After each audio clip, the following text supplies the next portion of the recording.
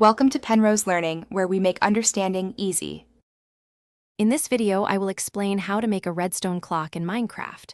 First, gather your materials, which include 2 hoppers, 2 redstone comparators, redstone dust, and a few building blocks. A redstone clock provides a continuous, timed signal perfect for automating many tasks within your world. Understanding this fundamental redstone component will significantly enhance your building capabilities.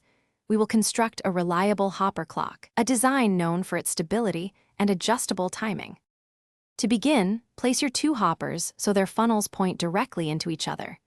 This creates a closed loop where items can endlessly transfer back and forth. Next, place a redstone comparator on a block adjacent to each hopper, with the comparator facing away from the hopper it is reading. These comparators detect when items are present inside their respective hoppers, converting that presence into a redstone signal. Now, to activate your clock, place any number of items into one of the hoppers. Using just one item is usually sufficient. For example, placing 1 piece of cobblestone will begin the transfer process. The more items you put in, the longer it takes for them to transfer, thus slowing down the clock's pulse rate.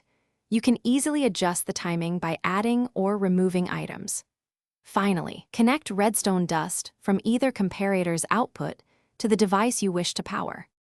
For more control, you can add a simple on-off switch using a lever and a redstone torch to power or unpower the comparators, effectively pausing your clock. Remember to experiment with the number of items inside your hoppers to fine-tune the clock's speed for various needs, from a rapid-fire dispenser to a slow, methodical farm. This versatile redstone component forms the backbone of countless automated systems, allowing you to build incredible contraptions in your Minecraft world.